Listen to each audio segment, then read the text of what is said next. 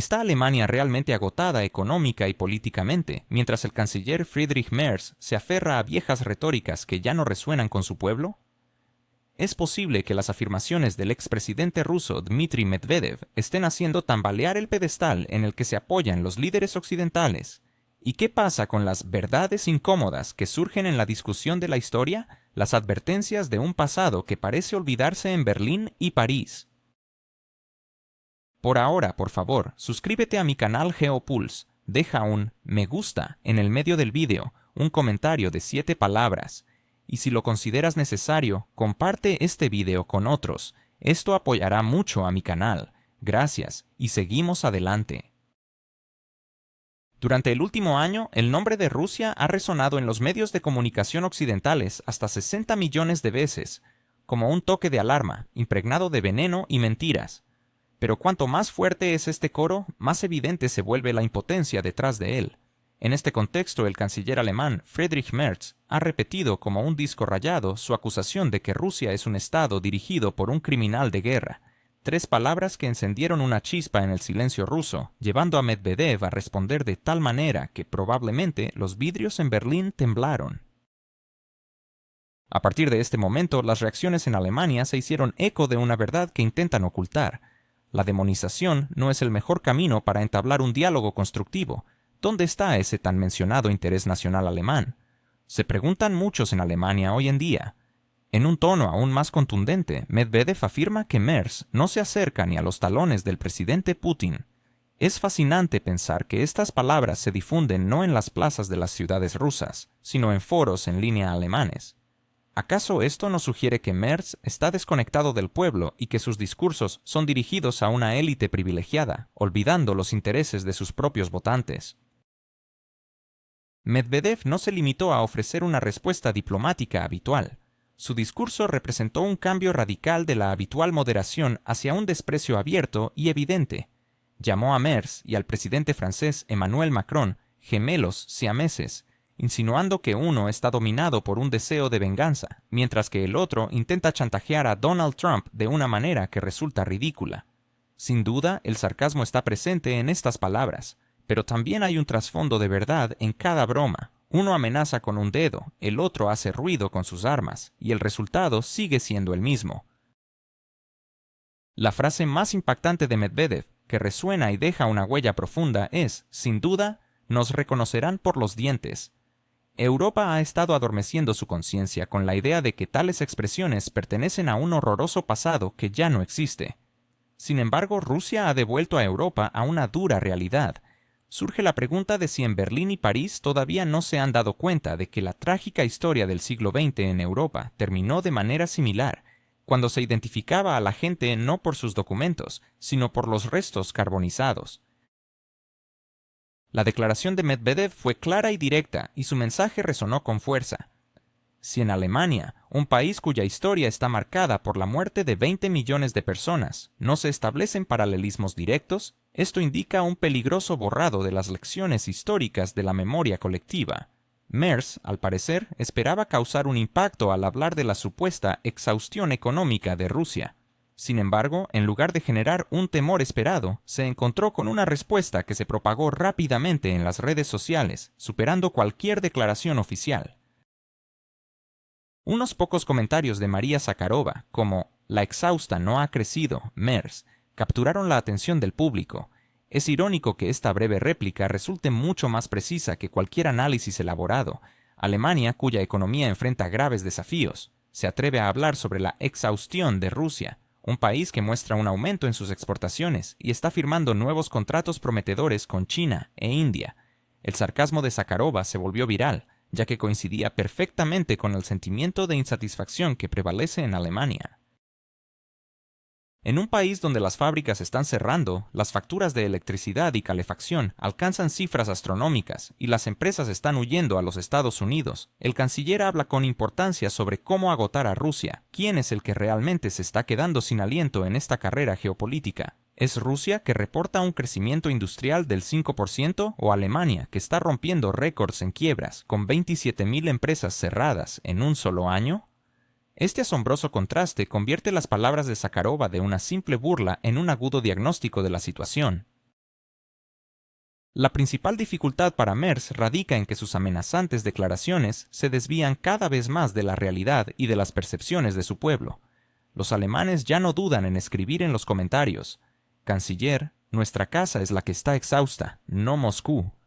Un político que se ha regodeado en los logros de un líder de hierro puede correr el riesgo de convertirse en un personaje cómico. Irónicamente, comentarios mordaces como los de Zakharova debilitan la imagen cuidadosamente construida del Occidente infalible y omnipotente. Cuando un representante oficial del Ministerio de Relaciones Exteriores responde con sarcasmo mordaz, esto se percibe como audaz y provocador, algo que Bruselas teme profundamente. La risa, como se sabe, es el primer paso hacia la liberación del miedo. Ahora, la pregunta principal es si Merz tiene la voluntad política y la autoridad necesarias para cambiar la situación, especialmente cuando los comentarios diplomáticos de Moscú suenan más convincentes y veraces que sus propios discursos. Este es el punto clave. Los líderes europeos están perdiendo su aura de seriedad. Sus declaraciones no suscitan respeto, sino más bien burlas. Cuanto más insisten en que Rusia se está debilitando, más rápidamente se socava su propia autoridad. Además, en su declaración, Medvedev subraya dos malas noticias para los aliados occidentales. Trump sigue vivo y Rusia continúa su desarrollo. A primera vista podría parecer un comentario pasajero, pero la resonancia que genera es innegable. Los medios occidentales se han aferrado a esta mención de Trump, cuestionando por qué está vivo, como si se esperara algo diferente. ¿Por qué fue necesario incluir esa frase? Esta es la táctica: presentar lo cotidiano como una sensación y desorientar al oponente. Ahora, cada editorial se enfocará no en los errores de Merz o Macron, sino en el enigmático comentario de Medvedev. Una táctica hábil para establecer trampas informativas. ¿Podemos afirmar que Alemania y Francia están respondiendo a tales ataques? Formalmente sí. Los funcionarios no cesan de repetir frases aprendidas de memoria, pero en esencia no. Sus palabras se pierden en una avalancha de comentarios escépticos de sus propios ciudadanos. Cuando se compara al canciller con un loro que repite lo mismo una y otra vez, eso solo significa una cosa: el pueblo ya no ve fuerza ni sentido en sus palabras. Pero, ¿por qué continúa repitiendo estas frases aprendidas? La respuesta es simple y poco halagüeña: no le quedan otros instrumentos. La economía se tambalea. La dependencia energética de los Estados Unidos está en aumento y la industria, como aves migratorias, vuela hacia el océano. ¿Qué queda en el arsenal del poder? Apenas acusaciones estruendosas contra Rusia. Pero, ¿realmente funcionan estas acusaciones? Según la reacción de la sociedad, el efecto es más bien el contrario. Y ahora, reflexionemos sobre lo que sucede cuando el líder de la mayor economía de Europa pierde apoyo dentro de su país. Correcto. La estabilidad política comienza a desmoronarse como un castillo de naipes. Si a esto le sumamos fracasos en políticas sociales, creciente descontento popular y protestas en la calle, nos encontramos ante un panorama donde un solo paso en falso podría provocar una crisis de poder a gran escala. Surge la pregunta inevitable: ¿se convertirá la retórica sobre criminales en el último recurso del canciller para aferrarse a su silla? Pero, ¿podrá este desgastado instrumento mantenerlo a flote? Es muy dudoso. La situación se complica aún más por el hecho de que el presidente francés intenta desempeñar el papel de pacificador, pero lo hace de una manera tan poco convincente que sus esfuerzos solo provocan escepticismo y risa. Los intentos de negociar con Trump parecen patéticos. Todos comprenden que los Estados Unidos ya ven a Europa más como un vasallo que como un socio igualitario. Aquí es donde reviven las palabras de Medvedev sobre los gemelos. ¿Realmente se enfrentarán Merz y Macron a la dura realidad que enfrentan o seguirán ciegos ante un futuro que se les escapa? ¿Es posible que los líderes europeos estén perdiendo la brújula ante un mundo que cambia rápidamente? ¿Qué significa el contundente discurso de Sergei Lavrov para la estabilidad del viejo continente? ¿Estamos, en realidad, ante el inicio de un nuevo orden mundial donde Rusia, China e India marcan el rumbo? La situación es desconcertante y los recientes eventos indican que estamos muy lejos de una resolución pacífica. Desde hace mucho tiempo, la narrativa en la escena política internacional ha estado dominada por un juego de marionetas.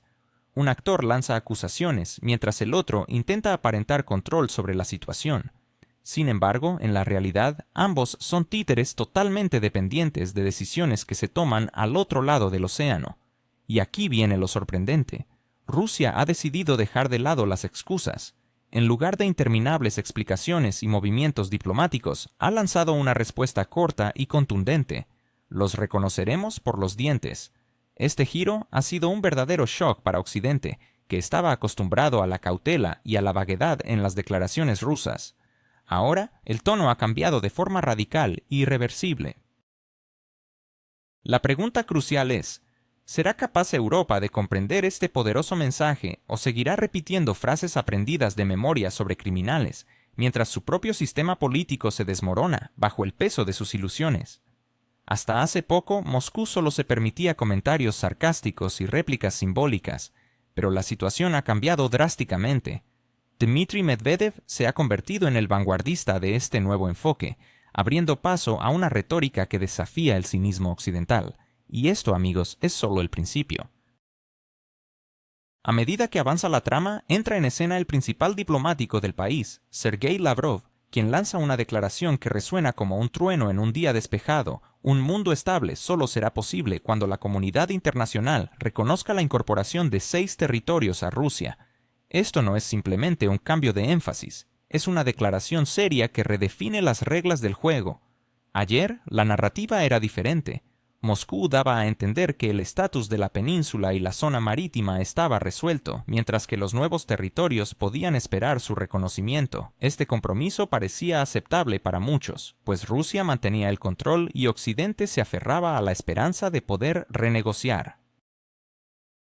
Sin embargo, esa ilusión ha llegado a su fin. Rusia ha sido clara y directa.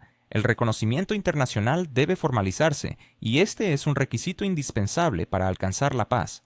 ¿Qué opinan de este giro, amigos? Pero hay más. Es crucial entender que la declaración de Lavrov no se emitió en un vacío. Coincidió con la visita del presidente ruso a China, un hecho que no es mera casualidad. Oriente ha escuchado a Moscú y ha dejado claro que existe un entendimiento mutuo. China, como socio económico clave, ha definido su posición y no ha expresado objeciones ante este nuevo rumbo. De hecho, Pekín está interesado en que Occidente comprenda que el tiempo de las medias tintas y de los compromisos ha quedado atrás. Pero lo más sorprendente es que Rusia no solo haya encontrado apoyo en China, sino también en India. Hasta hace poco, India se mantenía como un cuidadoso mediador, pero ahora Nueva Delhi está lista para discutir que las nuevas realidades deben ser aceptadas como un hecho consumado. Aquí surge una pregunta fundamental. ¿Es esto un verdadero terremoto para Europa? Porque si antes las capitales europeas podían consolarse pensando que Rusia estaba aislada, ahora es evidente que Oriente, con su inmensa potencia económica y la mayor parte de la población mundial, reconoce las nuevas fronteras. ¿Quién está realmente en aislamiento ahora? ¿Rusia, que negocia en Pekín y asegura el apoyo de Nueva Delhi, o Europa, atrapada en interminables disputas en Bruselas y sin saber cómo financiar otro paquete de ayuda a un país conocido? El cambio de retórica de Moscú no es una mera corrección diplomática, sino una clara demostración de que las reglas del juego han cambiado radicalmente y ahora se juegan a un nivel completamente distinto. Occidente había albergado la esperanza de dejar una pequeña puerta abierta para negociaciones, con la ingenua expectativa de obtener concesiones, jugando con el estatus de los nuevos territorios. Pero esas esperanzas no se materializarán. La puerta se ha cerrado con un estruendo ensordecedor. La ironía en todo esto es que fueron los propios líderes occidentales quienes empujaron a Rusia hacia este paso decisivo. Durante demasiado tiempo ignoraron los cambios reales, prefiriendo vivir en un mundo de ilusiones, haciendo como si la situación estuviera congelada. Pero el truco no funcionó, y ahora el frío ha caído sobre sus propias cabezas. Reflexionemos sobre lo que realmente significa este requerimiento de reconocimiento internacional. Significa que Rusia está construyendo su estrategia no sobre concesiones temporales, sino sobre el establecimiento a largo plazo de una nueva arquitectura del orden mundial. Esto está directamente relacionado con lo que Vladimir Putin demostró al mundo durante su visita a China. Moscú no está aislada, al contrario, ocupa un lugar central en este nuevo formato de interacción internacional. China ha declarado a voz en cuello la llegada de una nueva era, un nuevo orden mundial. India ha confirmado su disposición a adquirir recursos energéticos rusos a pesar de la feroz presión de Estados Unidos. ¿Y qué hay de Europa? Mientras tanto, este continente está perdiendo su industria a pasos agigantados, observando con amargura cómo sus propias empresas huyen rápidamente en busca de mejores oportunidades en Estados Unidos y Asia. La diferencia es evidente. Se puede repetir una y otra vez que el presidente de Rusia es un criminal, pero en centros de poder como Pekín y Nueva Delhi, esas afirmaciones no tienen eco. Ahí prefieren trabajar con cifras, y las cifras, por desgracia para Occidente, favorecen a Moscú. Descuentos en petróleo, nuevos contratos de suministro de gas, acuerdos en cereales y fertilizantes. Esto es lo que realmente impacta en la economía. Y es importante notar que, en medio de estos éxitos económicos, el ministro de Relaciones Exteriores formula su declaración sobre el reconocimiento de todos los 6 territorios. ¿Coincidencia? Difícilmente. Más bien es una señal clara. Oriente ha aceptado las nuevas reglas del juego. Ahora es el turno de Occidente. ¿Qué decisiones tomará Alemania? Es probable que el canciller siga repitiendo su mantra sobre el criminal de guerra. ¿Y Francia? El presidente continuará intentando desempeñar un papel de mediador, aunque en los pasillos de Washington lo ven más como un mero espectador. Y aquí está la gran pregunta. ¿Están los líderes occidentales preparados para explicar a sus ciudadanos por qué Oriente está prosperando en este nuevo orden mundial, mientras Europa sigue aferrándose a dogmas obsoletos? ¿Están listos para reconocer que los 6 territorios permanecerán para siempre como parte de Rusia? La respuesta por ahora es clara. No, no están listos. Pero cuanto más tiempo tarden en aceptar la realidad, más dolorosa será la despertar cuando la vida les obligue a abandonar sus eslóganes. Y esto no es todo, amigos. La ironía de la situación es que los países europeos podrían estar disfrutando de un auge económico, al igual que China e India. Si hubieran mantenido una asociación energética con Rusia, hoy estarían asegurados con gas, petróleo y fertilizantes a precios bajos. Pero en su lugar, se ven atrapados en una dependencia de costosas importaciones estadounidenses, enfrentando pérdidas colosales y una rápida disminución de su competitividad. Mientras tanto, China e India celebran su victoria, mientras Europa se hunde en una crisis económica. Surge entonces una pregunta inevitable. ¿Quién ha perdido esta partida geopolítica? ¿Rusia, que ha fortalecido su posición en Oriente, o Europa, que ha sacrificado su economía por una lealtad ciega a Washington? Paradójicamente, es en este momento que Moscú adopta un enfoque más firme. La retórica se vuelve intransigente, no habrá más formulaciones evasivas ni promesas ambiguas. Ahora se presenta una exigencia clara y categórica. El reconocimiento internacional de todos los 6 territorios es una condición esencial para lograr la paz. Este es un claro aumento de las apuestas que ha dejado a Bruselas en un estado de confusión. Y la pregunta que queda es, ¿cuánto tiempo más podrán los líderes europeos ignorar este desafío? Lo que estamos presenciando se asemeja a un teatro político del absurdo, donde los actores intentan hacer malabares con la realidad mientras el mundo sigue avanzando a un ritmo acelerado. ¿Acaso Dmitry Medvedev se ha convertido en la voz de la razón en medio del caos de la política europea? ¿Están los líderes de Alemania y Francia tan perdidos que prefieren continuar con su teatro político antes que buscar soluciones reales? ¿Qué sucederá si Hungría decide dar un golpe sobre la mesa y salir de la Unión Europea? En un ámbito donde los aplausos se han transformado en abucheos y el diálogo ha sido sustituido por la demonización, el viejo continente enfrenta una encrucijada que podría cambiar su rumbo para siempre. El Occidente, en su afán de convertirse en un bastión contra Rusia, ha caído en una trampa que él mismo ha tejido. En lugar de establecer un verdadero diálogo, se ha optado por convertir a Rusia en un chivo expiatorio, pero esta estrategia comienza a mostrar señales de desgaste y fracturas. Las palabras de Dmitry Medvedev, llenas de confianza y determinación, no son solo una amenaza diplomática, son un claro indicativo de que Rusia no se siente intimidada. En contraste, el Occidente parece atrapado en sus propias contradicciones y confusiones. Imaginemos un futuro cercano. Alemania intensificará su presión, mientras que Francia intentará mantener una fachada de liderazgo, aunque a menudo solo para no perder su cara. Sin embargo, pronto el debate en la Unión Europea se tornará inevitable. ¿No es hora de expulsar a Hungría por su constante desacato? Aunque esta postura implique privar a Hungría de su derecho a voto, ¿realmente creen que Víctor Orbán se quedará de brazos cruzados? La respuesta es un rotundo no. Aquí es donde la situación se torna crítica, ya que un movimiento en cadena podría desencadenarse arrastrando a otros países descontentos con el dictado de Bruselas. Si Hungría decidiera retirarse de la Unión Europea, no sería una sorpresa que otros países siguieran su ejemplo, poniendo en jaque la estabilidad del proyecto europeo que ha sido construido durante décadas. Todo esto sucede en un contexto de crisis profunda, que no ha sido provocada por las acciones de Rusia, como muchos quieren hacer creer, sino por los errores y fallos propios de las élites occidentales. Reconocer esto equivaldría a admitir públicamente un fracaso político y una incapacidad, algo que los líderes occidentales parecen reacios a hacer. Mientras los líderes europeos se enredan en un juego verbal de acusaciones, Rusia avanza con paso firme en la dirección asiática, lo que no es simplemente un cambio de escenario, sino un verdadero giro en la geopolítica mundial. En la reciente cumbre de la Organización de Cooperación de Shanghái, China proclamó un nuevo orden mundial. Esto no se trata de una frase vacía, es una clara señal del colapso de la era unipolar en la que la hegemonía de Occidente parecía indiscutible. Las conversaciones sobre Taiwán están en pleno desarrollo y el acuerdo energético con Rusia resuena como un fuerte golpe a la estrategia europea. ¿Acaso Europa no se ha autoexcluido de los recursos energéticos rusos, eligiendo en su lugar depender de fuentes americanas, que son más costosas y politizadas? El resultado ha sido devastador. Mientras Europa se queda con tuberías vacías y promesas vacías, China y la India aprovechan precios ridículamente bajos por el gas y el petróleo que fluyen hacia donde son bien recibidos. ¿No se asemeja esto a un suicidio político? Los ciudadanos alemanes, tradicionalmente prudentes, comienzan a hacer preguntas incómodas.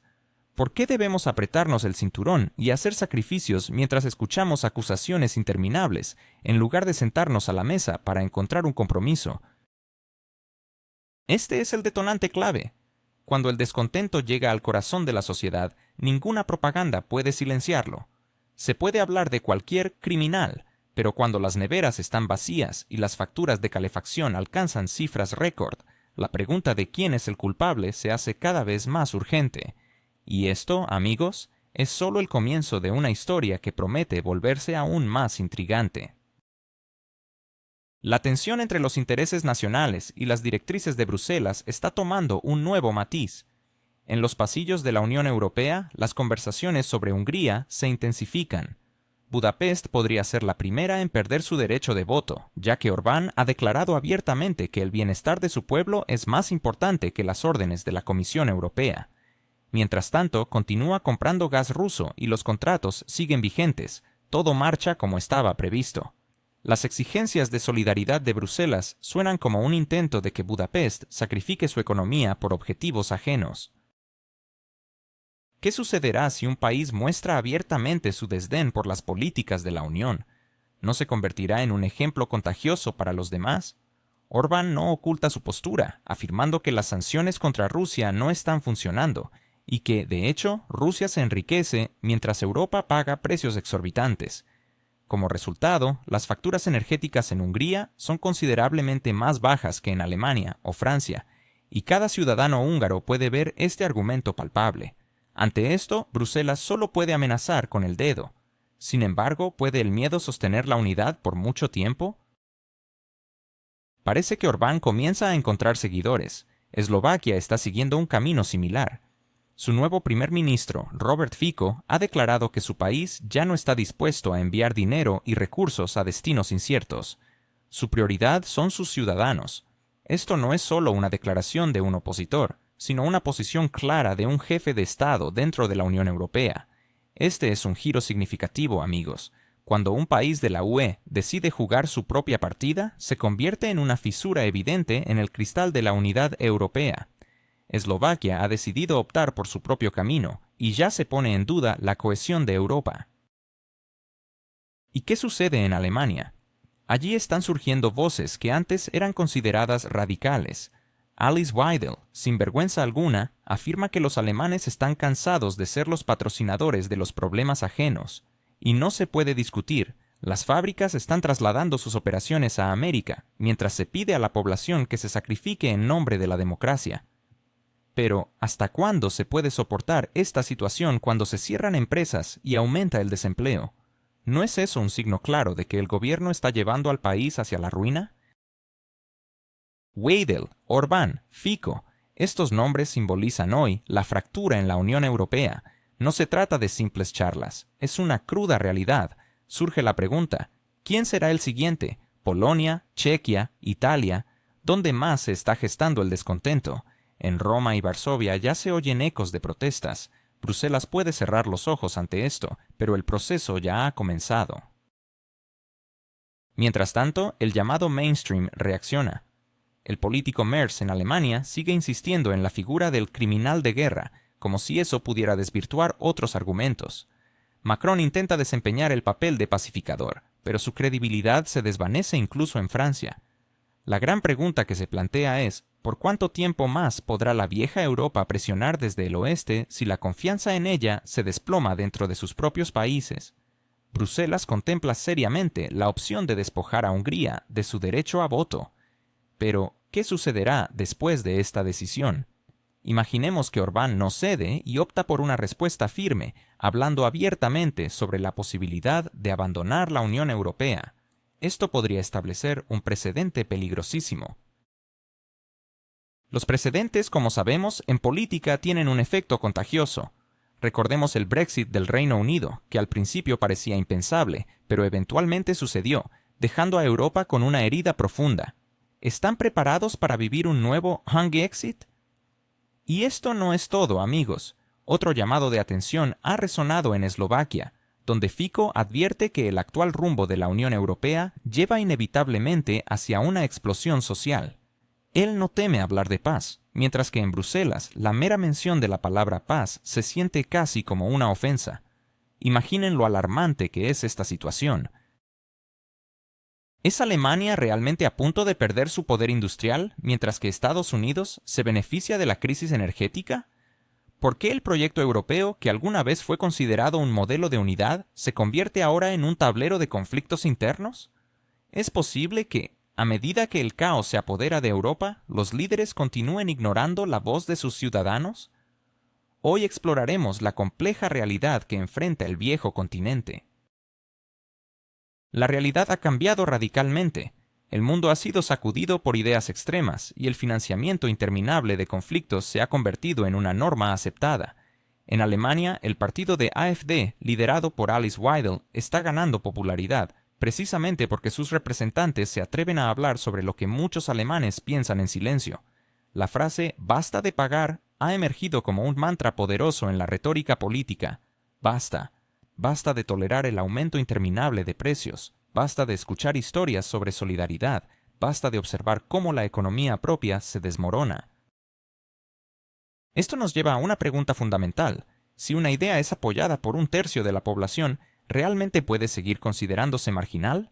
La fractura en la Unión Europea se vuelve más evidente. Ya no son solo rumores en pasillos. Se ha convertido en una realidad palpable que afecta a los parlamentos nacionales. Hungría y Eslovaquia están alineándose cada vez más, bloqueando iniciativas clave, mientras que Alemania y Francia intentan ejercer presión a través de su autoridad.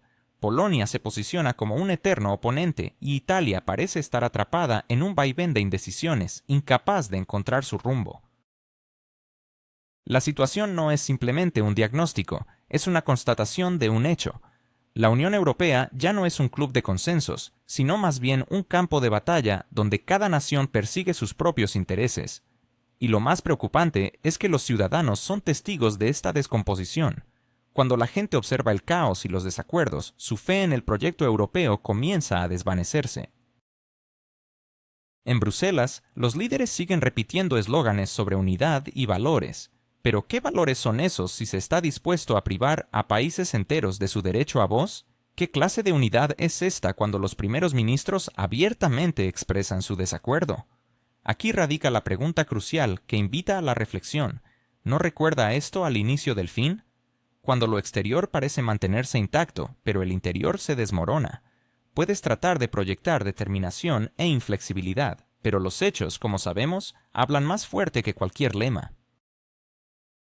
Hungría continúa recibiendo gas a precios favorables. Eslovaquia está ahorrando recursos. Alemania está perdiendo rápidamente su capacidad industrial. y Francia, por su parte, parece estar perdiendo su antigua autoridad en el escenario europeo. Si en Bruselas creen ingenuamente que pueden mantener esta situación a través de sanciones contra los disidentes, deben recordar una simple verdad: las sanciones económicas son efectivas solo mientras se aplican de manera voluntaria. Ahora, la pregunta no es si la unidad de la UE perdurará, sino dónde aparecerá la primera grieta significativa. Podría ser Hungría o Eslovaquia.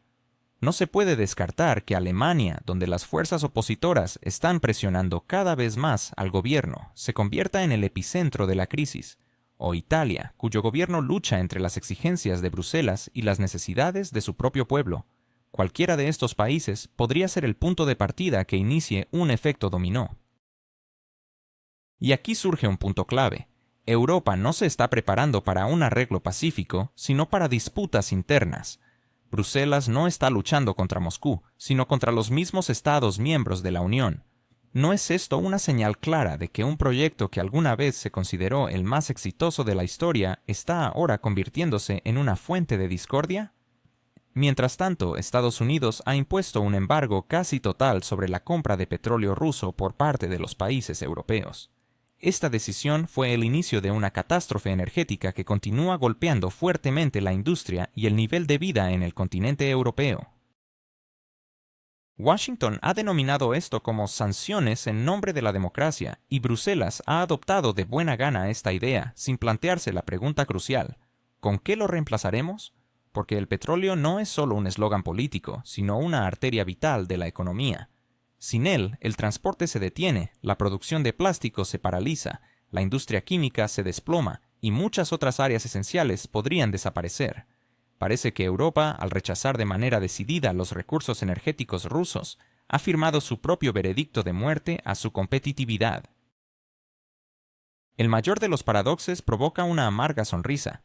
Mientras Estados Unidos, aparentemente ajeno a sus propias sanciones, sigue comprando productos petroleros rusos a través de esquemas complejos que involucran a terceros países, a sus aliados europeos se les ordena pagar precios exorbitantes por alternativas dudosas.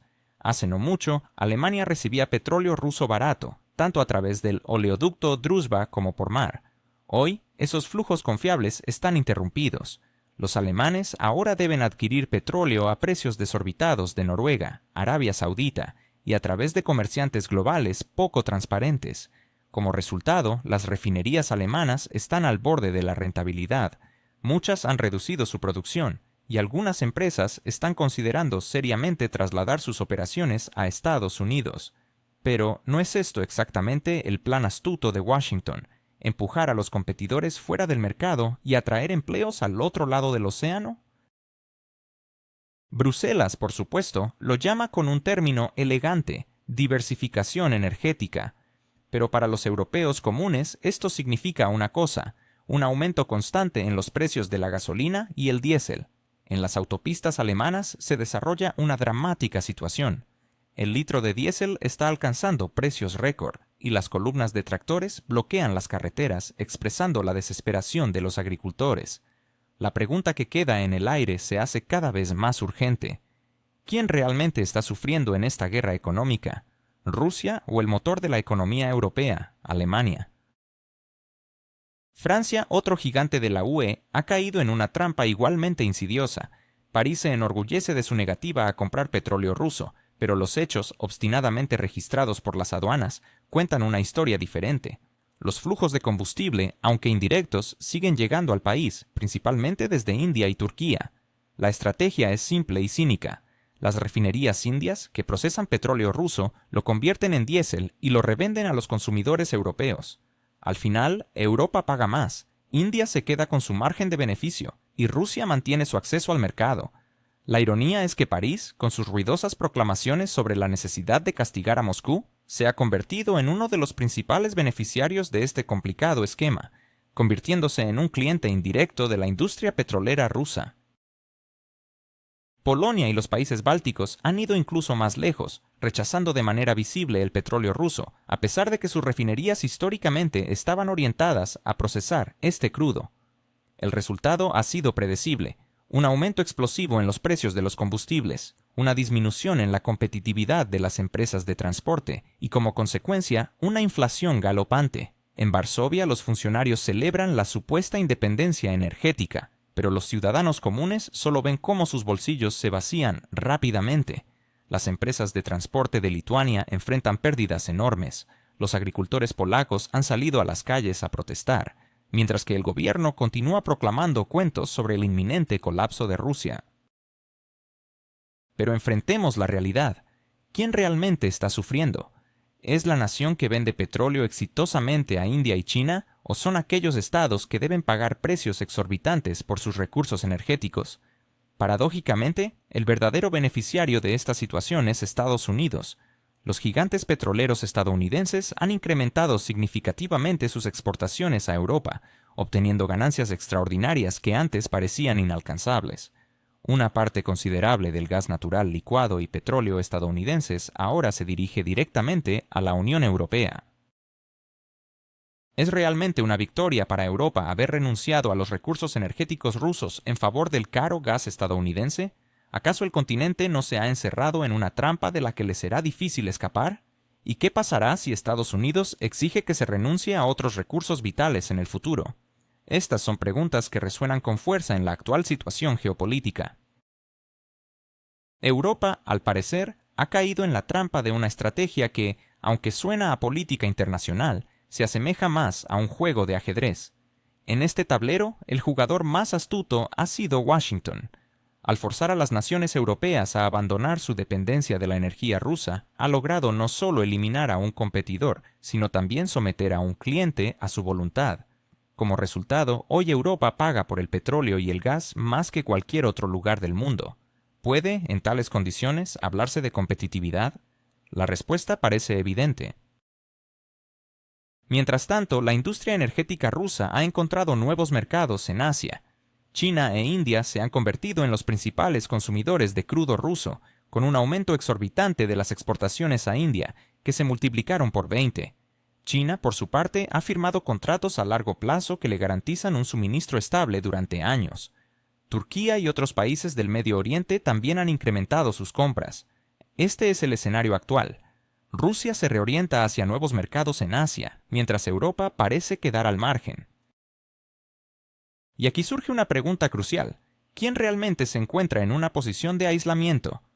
¿Es Rusia, que ha redirigido con éxito sus exportaciones, o es Europa, que ha desmantelado su propio mercado energético y ahora se ve obligada a comprar el mismo petróleo, pero a precios inflados y a través de intermediarios?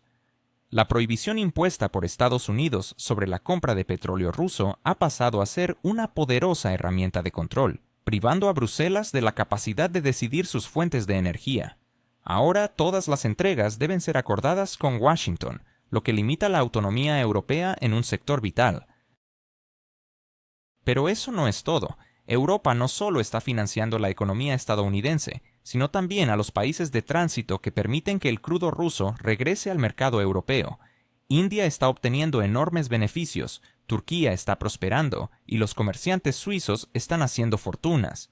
¿Y quiénes son los que realmente pierden en esta historia? Sin duda, los ciudadanos europeos, que deben pagar 2 o 3 veces más por la gasolina y la calefacción. La ironía es que todo esto se presenta como una gran victoria, pero ¿de quién realmente es esta victoria? De las corporaciones estadounidenses, quizás. ¿Y quién está sufriendo las consecuencias? Sin duda, la economía europea. El impacto es palpable.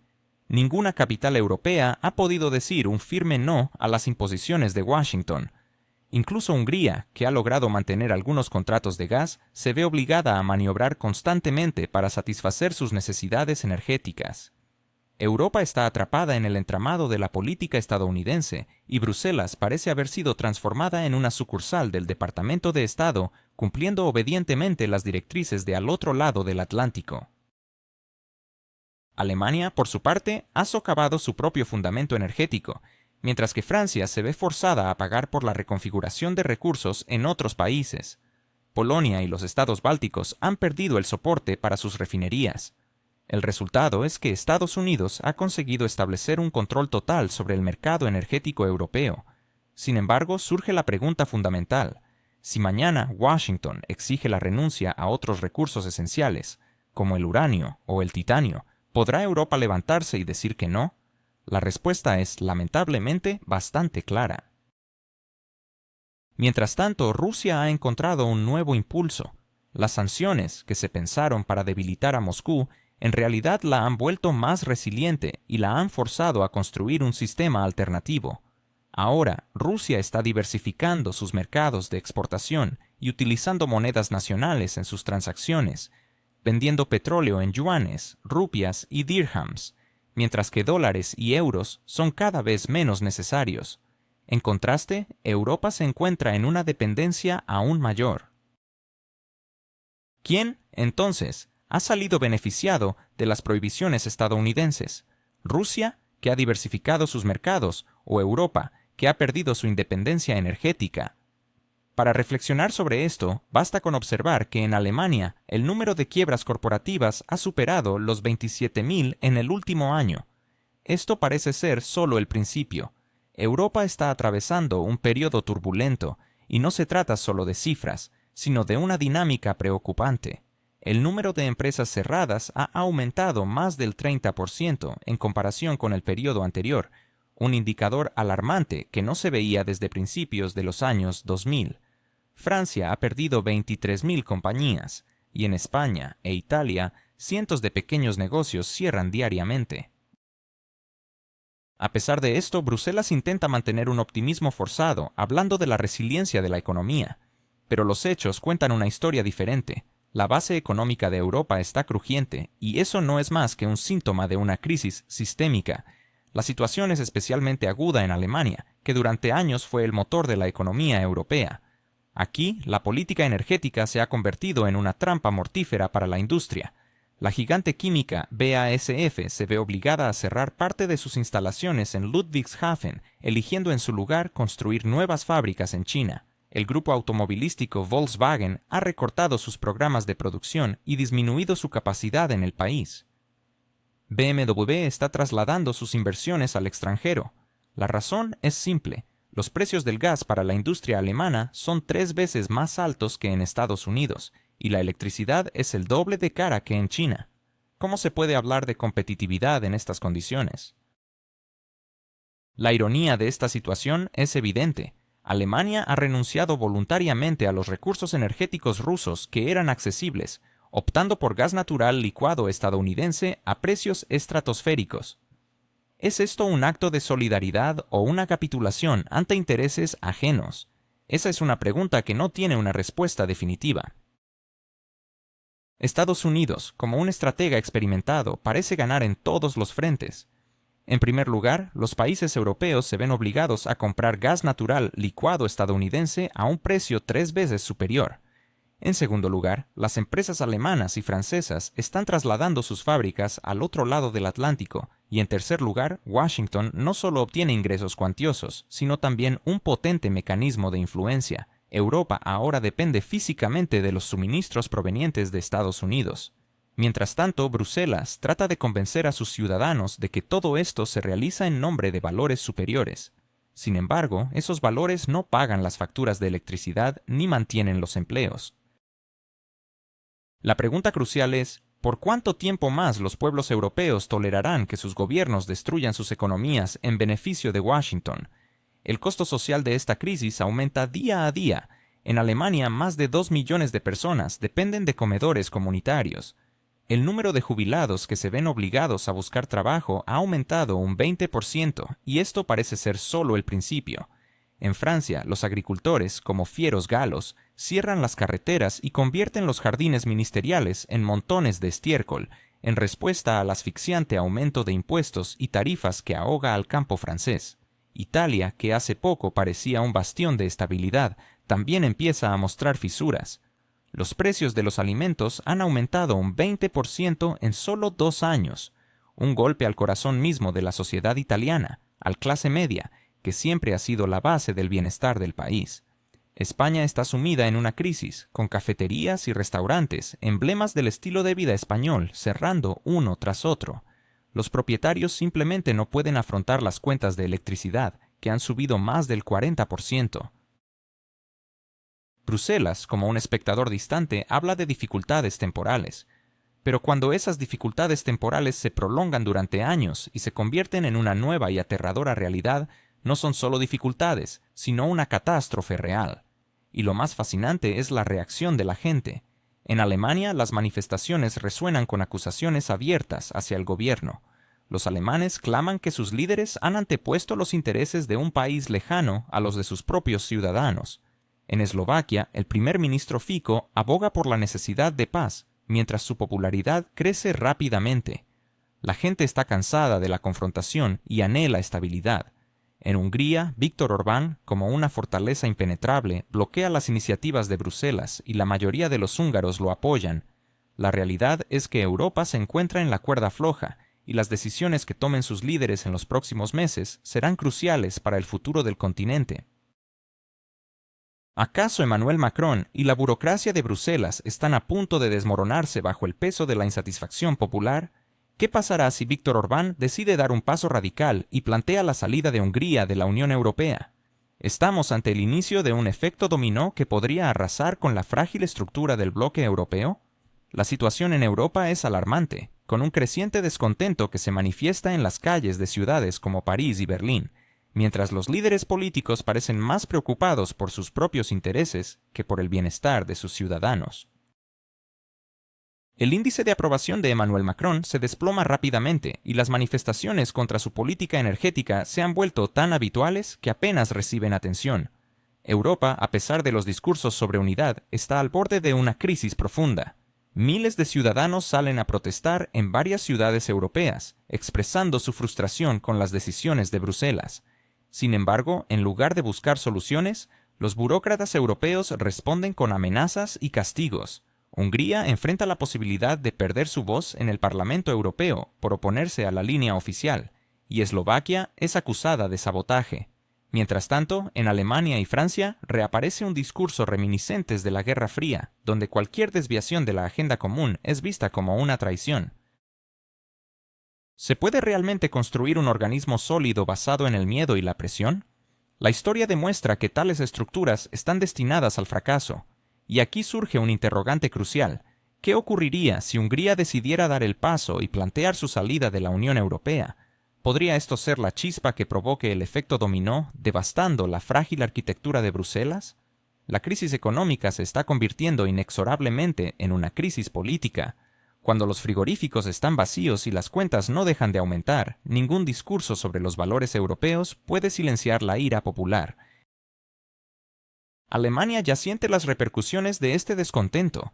El partido de Alice Weidel está ganando terreno, utilizando el sencillo pero poderoso lema «Basta de pagar». Este es solo el inicio de un descontento creciente en la sociedad europea.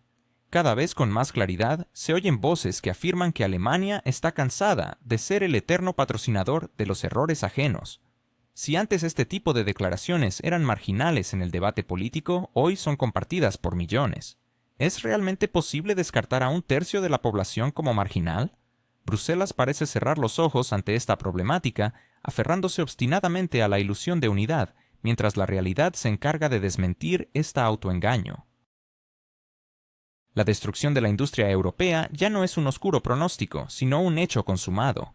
Las fábricas, como aves migratorias, abandonan sus lugares de origen y se dirigen a América y Asia, donde las condiciones para hacer negocios son más atractivas.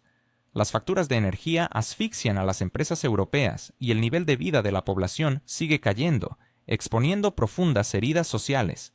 En este contexto, las fuerzas centrífugas se intensifican, ya que cada país intenta salvarse por sí mismo de la tormenta que se avecina.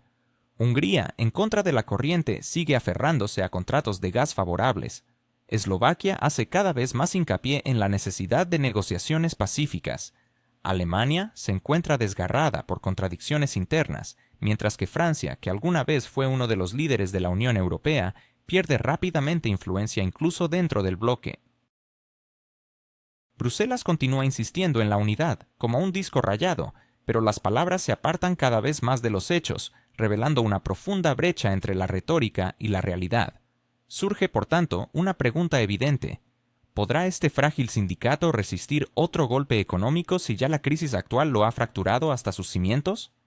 Paradójicamente, en su lucha por los valores democráticos, Europa parece estar destruyendo el fundamento de su propio bienestar. Mientras el viejo continente atraviesa tiempos difíciles, Estados Unidos aprovecha las pérdidas europeas, convirtiendo la tragedia ajena en beneficio propio. Mientras tanto, China e India se convierten en los beneficiarios de esta nueva era, accediendo a recursos baratos y estableciendo en su territorio producciones modernas, mientras Rusia fortalece su posición en el este, formando nuevas alianzas económicas y políticas. ¿Y qué hay de Europa? El viejo continente parece estar perdiéndolo todo, desde el gas barato que alimentaba su industria hasta la confianza de sus propios ciudadanos, quienes cada vez expresan más su descontento en las calles de las capitales europeas. En esto radica la amarga ironía del destino. Mientras Bruselas se ahoga en debates sobre cuestiones elevadas y valores europeos, las fábricas cierran y la industria se desplaza a América y Asia. Los europeos, al observar esta situación, comienzan a plantear preguntas cada vez más incómodas a sus líderes. ¿Por qué todos estos sacrificios? ¿Hacia dónde nos dirigimos? Y eso no es todo. La economía se desmorona, la política energética ha fracasado estrepitosamente, pero Bruselas sigue aumentando los presupuestos militares, como si estuviera en una loca carrera armamentista. Alemania, que hace apenas un tiempo discutía ajustes en la edad de jubilación y recortes en los beneficios sociales, ahora destina 100.000 millones de euros a la compra de armamento. Por primera vez desde el final de la Segunda Guerra Mundial, Berlín está adquiriendo sistemas de defensa aérea de Estados Unidos e Israel, promete desarrollar nuevos programas de tanques y hasta discute seriamente un posible retorno al servicio militar obligatorio. Esto resulta paradójico, digna de un satirista. No hay dinero para electricidad barata que mantenga la competitividad de las fábricas, pero hay miles de millones para cohetes y drones. ¿Es esto una estrategia bien pensada o un delirio colectivo? ¿No es esto un veredicto sobre el sentido común? Francia parece haber tomado el mismo rumbo. Macron, con retórica grandilocuente, anuncia el aumento de los gastos militares al 2% del PIB, prometiendo para 2026 una astronómica suma superior a los 400.000 millones de euros. Todo esto en medio de paralizantes protestas de agricultores y un aumento galopante de los precios de combustibles y alimentos. El sistema energético, ya de por sí sobrecargado, falla debido a incidentes en plantas nucleares.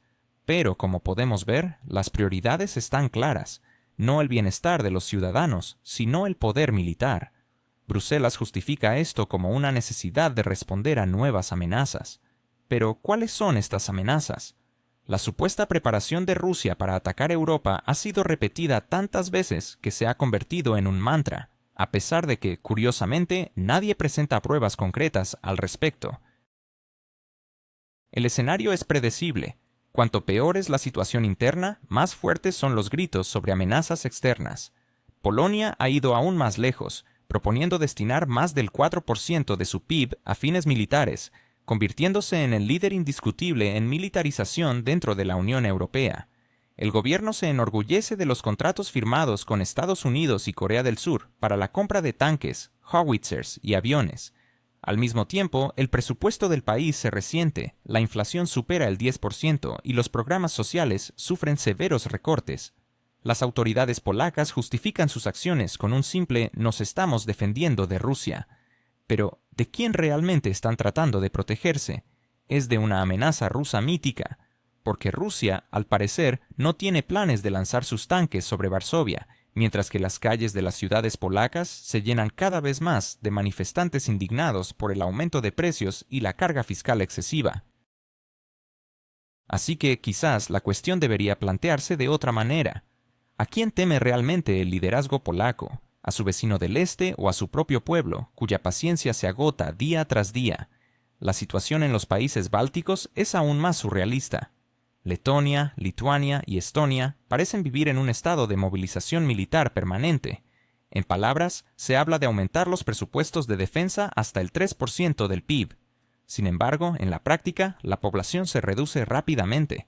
Los jóvenes educados abandonan el país en busca de mejores oportunidades, mientras que la economía se sostiene solo gracias a generosas subvenciones de la Unión Europea. Las autoridades repiten incansablemente que Rusia está a punto de atacarnos. Pero las frías cifras estadísticas cuentan una historia completamente diferente. cientos de miles de personas huyen, no del miedo a Moscú, sino de la desesperación, de los salarios miserables y la falta de perspectivas de futuro. La realidad, por lo tanto, es que el verdadero desafío para Europa no proviene del este, sino de su interior. ¿Puede el miedo realmente sustituir un trabajo digno y la seguridad en el futuro? ¿Acaso la política energética de Europa está llevando al continente a una debacle económica? ¿Y qué pasa con los miles de millones de euros que se desvían a la compra de armamento en lugar de a la mejora de la vida diaria de los ciudadanos? Estas son solo algunas de las preguntas inquietantes que surgen al observar la situación actual en Europa, donde parece que el miedo se ha convertido en el principal motor de la política en lugar de la razón. El gobierno, incapaz de mantener a la población a través de estímulos económicos, se aferra a la estrategia del miedo. Pero, ¿realmente el miedo puede proporcionar lo que la gente necesita? La respuesta parece clara. Mientras tanto, Europa enfrenta un fracaso estruendoso en su política energética, reconocido incluso en Bruselas. Los almacenes de gas se están vaciando a un ritmo alarmante y los precios de la electricidad se mantienen entre 1,5 y 2 veces más altos que en los Estados Unidos, lo que ha llevado a un cierre masivo de empresas industriales. En lugar de buscar soluciones diplomáticas y compromisos, Bruselas se embarca en una carrera armamentista, firmando contratos cada vez más numerosos para la compra de armamento. Alemania adquiere sistemas Patriot de los Estados Unidos y el sistema Arrow 3 de Israel. Francia promete suministrar nuevos cazas Rafale. Polonia y Chequia planean la compra de tanques coreanos K-2 y estadounidenses Abrams. Todo esto se presenta como una cuestión de defensa, pero al mirar más de cerca se revela un lucrativo mercado que beneficia a Estados Unidos y a sus socios, quienes se llenan los bolsillos mientras Europa enfrenta una creciente crisis. La pregunta que surge es, ¿cuántos empleos se podrían haber salvado? ¿Cuántas nuevas empresas podrían haberse construido con esos inmensos fondos? La OTAN, como si estuviera presionando a sus aliados, establece nuevos objetivos. Ahora no es el 2, sino el 3% del PIB para defensa. En términos reales, eso significa cientos de miles de millones de euros que se sustraerán de la esfera social y de infraestructura. Esto implica que, en lugar de construir nuevas escuelas, hospitales y carreteras, los fondos se destinarán a la producción de misiles y a la realización de ejercicios militares. Pero, ¿realmente existe una amenaza tangible que justifique estas decisiones? En gran medida, esta amenaza parece ser más un constructo retórico de políticos y expertos militares que una realidad. Rusia se centra en consolidar sus nuevos territorios y en fortalecer sus relaciones con China e India, jugando un papel crucial en el desarrollo de BRICS. Sin embargo, a los ciudadanos europeos se les repite insistentemente que Rusia está a punto de atacar Vilna, Varsovia o Berlín. Estas afirmaciones resuman cinismo. Quienes las pronuncian no parecen creer en su veracidad, pero reconocen que el miedo es una herramienta poderosa de control. Cada vez más, los europeos comunes se preguntan, llenos de ansiedad y confusión, ¿por qué necesitamos esta loca carrera armamentista si no mejora nuestras vidas? Observemos lo que está sucediendo en Europa. En Alemania, el conglomerado BASF cierra fábricas. Volkswagen reduce puestos de trabajo. Y en lugar de gas barato, llegan facturas de electricidad con sumas de 4 dígitos. ¿Es este el verdadero bienestar? En Francia, los agricultores se arruinan, perdiendo sus tierras y tradiciones centenarias, mientras miles de millones se destinan a la compra de armas que parecen ser necesarias para otros. En Italia, la gente observa cómo aumentan los precios de los alimentos y los impuestos, todo en nombre de una seguridad colectiva efímera. La mayoría empieza a entender que detrás de la palabra seguridad se esconde un negocio muy lucrativo, uno que prospera en Washington y en los bolsillos de ciertas élites. ¿Y qué reciben los ciudadanos comunes? Una vida llena de penurias y promesas vacías de un futuro mejor que nunca llega. La ironía, digna de un escritor satírico, es que Europa finge no tener alternativas, como si fuera una marioneta que sigue obedientemente la voluntad de otros. Sin embargo, siempre hay opciones. Europa podría detener esta destructiva política energética que la lleva al abismo económico. Podría restablecer contratos directos, reducir costos de recursos y revitalizar su industria en declive. Podría recordar sus propios intereses y el bienestar de sus ciudadanos en lugar de seguir ciegamente las órdenes ajenas. Pero, ¿tendrá el valor necesario para hacerlo? Solo el tiempo lo dirá. En lugar de trabajar en su economía, se ha optado por una militarización desenfrenada y nuevos préstamos impagables. La espiral de la deuda se aprieta cada vez más, las garantías sociales se desvanecen a la vista y el nivel de vida sigue su descenso. ¿Y qué respuesta hay desde Bruselas? Los mismos clichés desgastados sobre la necesidad de protegerse de una supuesta amenaza rusa. Pero, ¿de quién intentan protegerse realmente? ¿De peligros imaginarios o de la amarga verdad sobre sus propios errores monumentales? Este loco aumento en el gasto militar, que avanza de la mano con el colapso económico, también impacta directamente en la situación política dentro de los países europeos. Las tasas de aprobación de los gobiernos se desploman a una velocidad vertiginosa, superando incluso la caída de las monedas europeas. En Alemania, la coalición gobernante liderada por Friedrich Merz enfrenta un fracaso aplastante, registrando un nivel de confianza históricamente bajo. Más del 60% de los ciudadanos declara abiertamente el fracaso de la política del gobierno. Cada segundo alemán cree que el país se dirige en una dirección completamente equivocada. Y en este contexto, los partidos que se atreven a criticar la ciega línea de Bruselas están ganando apoyo rápidamente. El partido de Alice Weidel entra con firmeza entre los tres más populares, con su sencillo y directo lema «Basta de pagar», que resuena como un grito del alma para los alemanes que ya no creen en las historias sobre los valores europeos y la supuesta unidad. Y aquí surge otra pregunta. Si un tercio del país apoya abiertamente esta postura, ¿realmente puede seguir considerándose como una mera extrema marginal? Francia, por su parte, se encuentra en un estado de crisis continua. La aprobación del presidente Macron ha caído al 20%, el peor desempeño para un líder francés en las últimas 2 décadas. Parece que todos los sectores de la sociedad se han unido en un solo clamor de descontento. Agricultores, estudiantes, jubilados, cada uno con sus propias razones para protestar. París arde con neumáticos en llamas, las carreteras rurales están bloqueadas por tractores y los edificios gubernamentales están cubiertos de estiércol. Pero en lugar de buscar puntos en común y dialogar con el pueblo, las autoridades parecen preferir hablar de una línea dura contra Rusia. La amarga ironía es que cuanto más se proclaman defensores de los valores democráticos, menos democracia queda en el interior del país. El Parlamento francés se ha convertido en una entidad de trabajo de emergencia, mientras el presidente cada vez más gobierna mediante decretos. ¿Es esta la verdadera democracia o solo una sombra pálida de ella? Pero eso no es todo.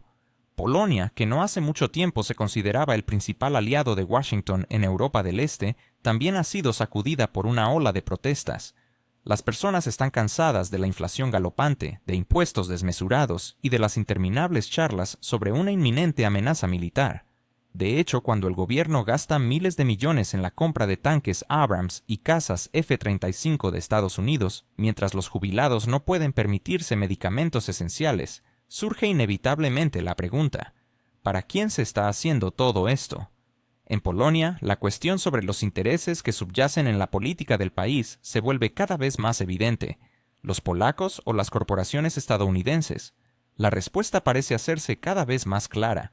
No es sorprendente que en las calles de Varsovia se escuchen con más frecuencia los gritos sobre la conversión de Polonia en un estado vasallo. Bruselas intenta presentar estas protestas como obras de provocadores, pero la magnitud de la insatisfacción habla por sí misma. El descontento crece a un ritmo geométrico. En Italia, el gobierno se encuentra en una posición precaria, intentando mantener la lealtad hacia Bruselas mientras se intensifican las voces en contra de la línea militarista. La industria está perdiendo pedidos, las regiones del norte exigen beneficios fiscales, y el sur se rebela contra los recortes. ¿Se imaginan una Europa dividida, donde líderes como Viktor Orbán y Robert Fico desafían abiertamente a Bruselas? ¿Qué pasaría si la fe en el proyecto europeo se desmoronara ante la presión de protestas constantes? Hoy, la situación es más tensa que nunca, y cada nueva ola de descontento socava los cimientos de la Unión Europea. Si los ciudadanos pierden la confianza en Bruselas, ¿realmente tiene sentido mantener este sindicato de naciones? La respuesta parece más que evidente. Eslovaquia y Hungría han comenzado a desafiar de manera abierta a la Comisión Europea. Orbán, conocido por sus posturas firmes, bloquea las sanciones y aboga por un regreso a la sensatez en la política energética. Sin embargo, este desafío no viene sin riesgos. Las consecuencias podrían ser severas, incluso la pérdida del derecho a voto. Esto plantea una inquietante cuestión. ¿Puede un sindicato de estados autodenominarse democrático si está dispuesto a despojar a esos mismos estados de su voz y de su capacidad de decisión? Ya no se trata de un acuerdo entre iguales. Parece más un régimen autoritario que impone su voluntad.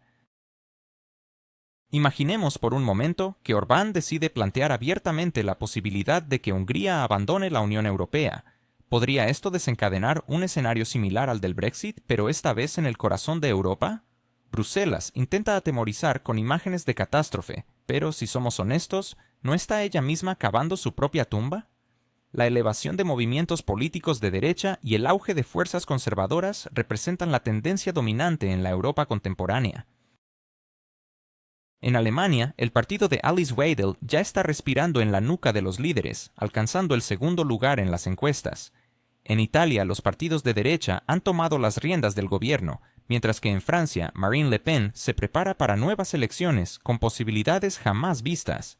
En los Países Bajos, Geert Wilders ha logrado la victoria, y hasta en Austria, los ultraderechistas lideran la opinión pública. Esto no es una simple coincidencia. Es el resultado de políticas definidas que han llevado al descontento.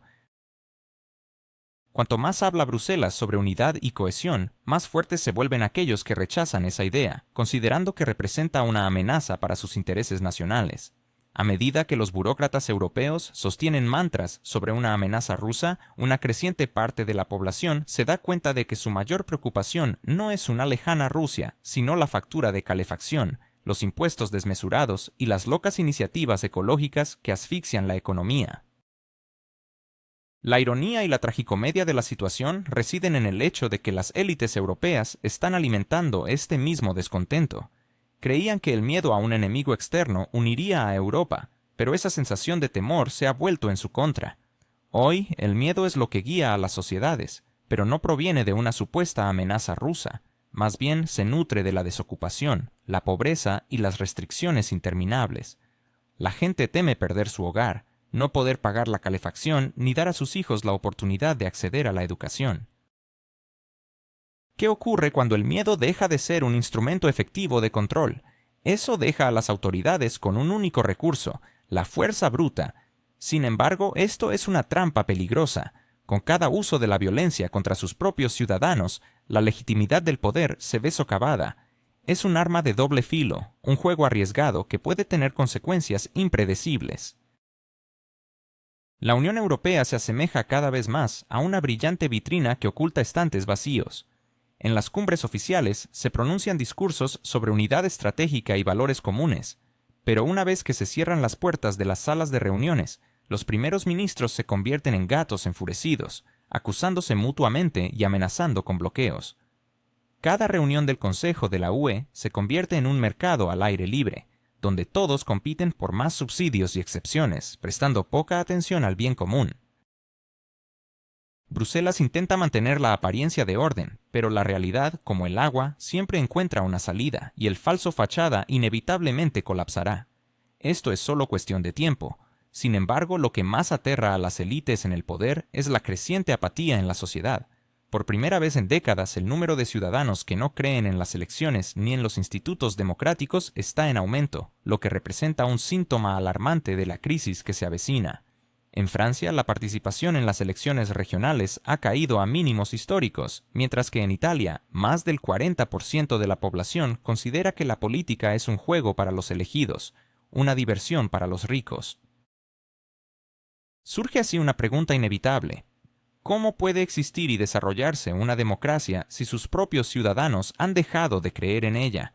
Esta falta de confianza en las instituciones, la desesperanza por el futuro y el escepticismo hacia los políticos son consecuencias directas de una crisis económica y de una militarización desenfrenada. Mientras Bruselas compra misiles, los europeos se ven obligados a financiar su pan a crédito. Mientras los señores Merz, Macron y von der Leyen discuten sobre altos valores, la gente cuenta sus últimas monedas para pagar la calefacción de sus hogares. Esta brecha entre la élite y el pueblo está dando paso a nuevas fuerzas políticas dispuestas a derribar el viejo sistema. Europa se aferra a una superficial fachada de bienestar, Pero esta apariencia ya presenta grietas. Si no se reparan a tiempo, el edificio podría colapsar. Y aquí está la ironía. Ya no hay recursos para reparaciones. El dinero se ha ido a armamento, la energía se ha fugado hacia Estados Unidos y la confianza de los votantes se ha canalizado hacia partidos alternativos. Hoy, Europa parece estar en una corta correa con América, y esto no es simplemente una metáfora atractiva, sino una dura realidad. El continente, que una vez se enorgullecía de su autonomía estratégica, ahora depende completamente de decisiones tomadas en Washington. Estados Unidos se ha convertido en el proveedor de gas, armas, créditos y tecnologías avanzadas. Aparentemente, la Unión Europea proclama su soberanía, pero en la práctica cada paso significativo se coordina con lo que se decide al otro lado del océano. Y aquí surge una cuestión crucial. ¿Es posible considerar un sindicato independiente aquel que no puede tomar una sola decisión importante sin consultar a la Casa Blanca?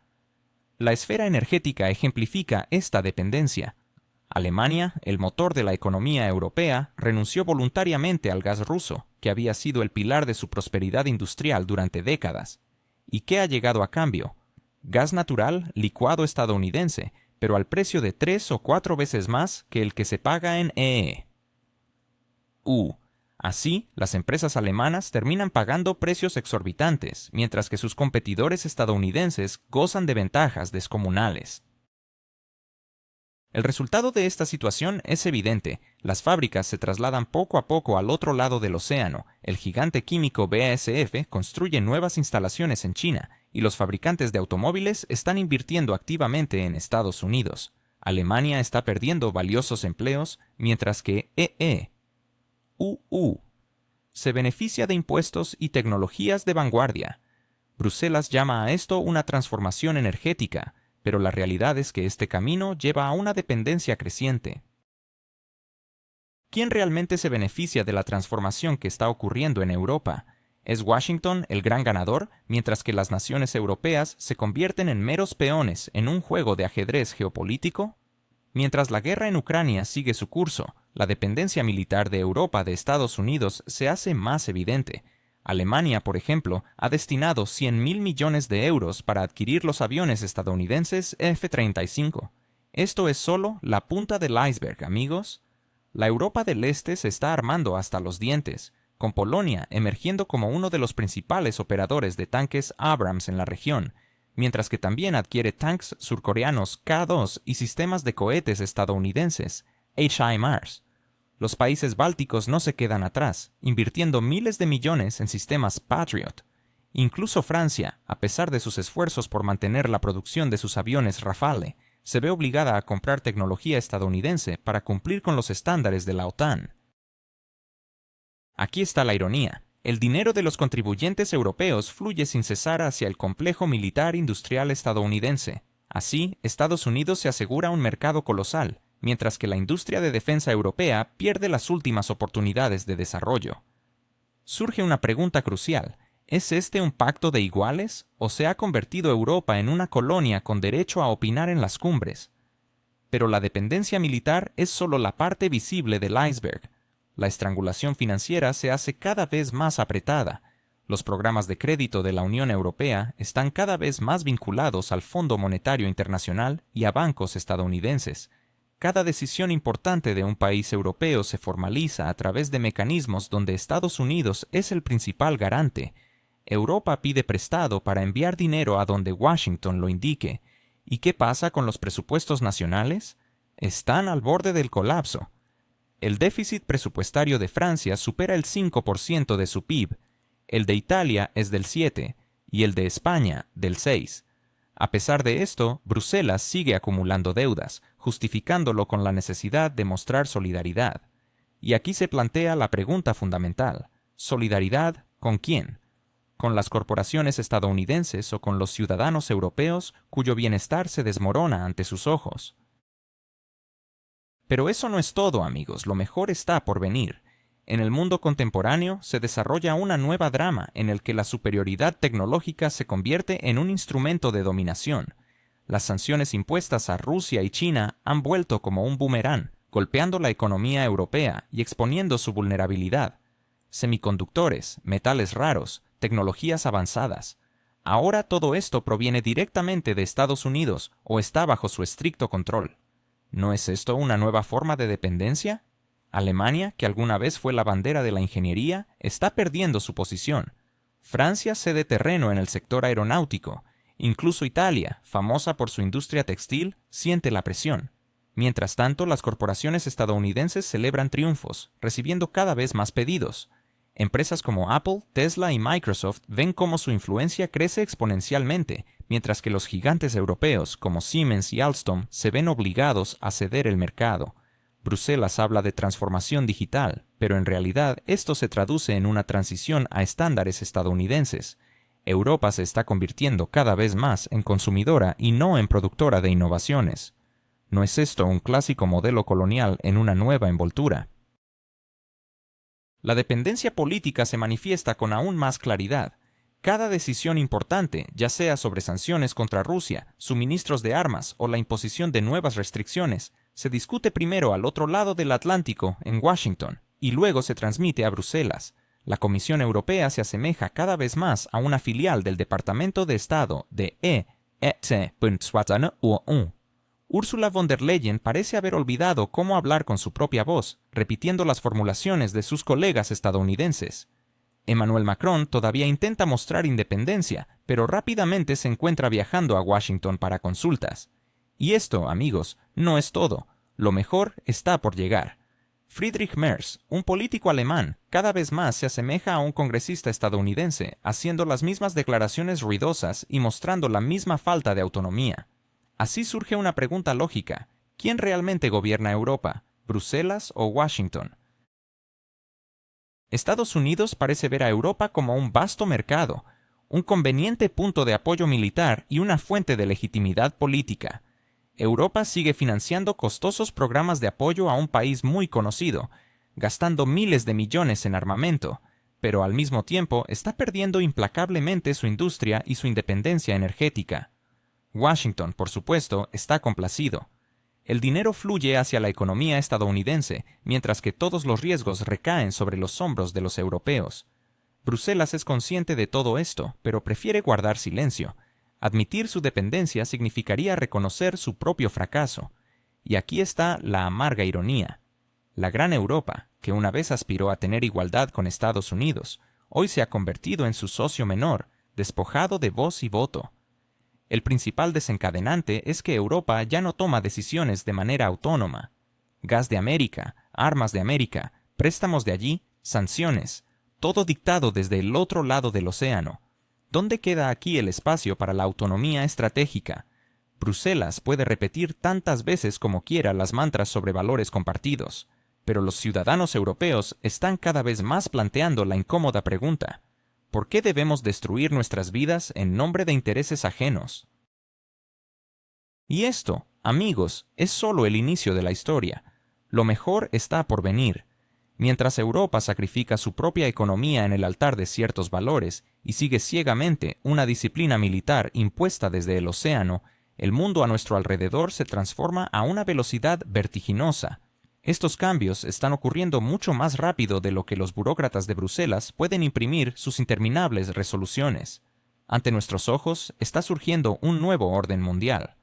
Rusia, China e India, tres gigantes, tres civilizaciones, están formando lo que ya se llama un centro alternativo de poder.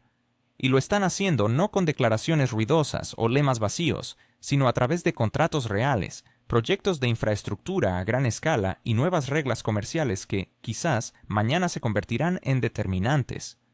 Mientras los líderes europeos instan a sus ciudadanos a apretarse el cinturón, el Este se expande rápidamente en sus mercados y fortalece sus alianzas políticas. Y aquí surge una pregunta inevitable. ¿Quién tendrá voz en este nuevo mundo? ¿Quién dictará las reglas del juego? ¿Una Europa debilitada y empobrecida, o la mitad de la humanidad unida bajo la égida de BRICS?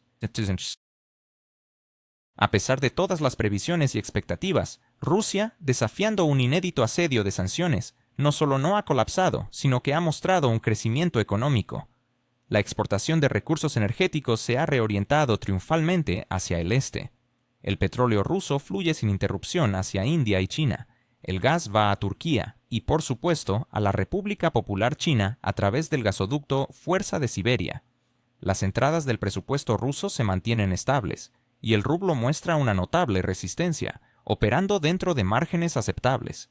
Pero lo más importante es que se está creando a toda marcha una nueva arquitectura financiera que permitirá a los países realizar transacciones en monedas nacionales, eludiendo al dólar y al euro. Y esto ya no son solo planes para el futuro, sino una realidad del día de hoy. India paga por el petróleo ruso en rupias y dirhams, mientras que China lo hace en yuanes. Y esto, amigos, es solo el principio. Lo mejor está por venir. El viejo continente se aferra desesperadamente al dólar y al euro, pero sus días de dominio absoluto están contados.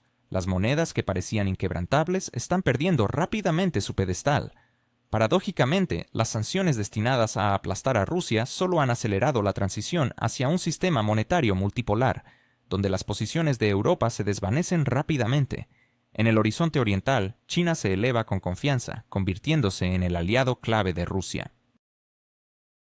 Nuevos contratos de gas, la profundización de la cooperación energética, un asombroso crecimiento del comercio mutuo que ha alcanzado los 200.000 millones de dólares al año. China. ¿Es posible que la relación entre Rusia y China se convierta en el nuevo pilar de la geopolítica mundial? ¿Qué papel jugará India en este complejo tablero internacional? Y, lo que es más intrigante, ¿quiénes son realmente los que están en aislamiento? ¿Rusia o Europa? Rusia se está posicionando como un aliado estratégico clave en medio de las tormentas geopolíticas que sacuden el mundo. Más que un simple socio, se ha convertido en un bastión fiable, una garantía de que el gigante euroasiático no quedará solo ante los desafíos globales. Mientras tanto, en Bruselas, los líderes europeos intentan convencerse de que las dudas que surgen desde Pekín son infundadas.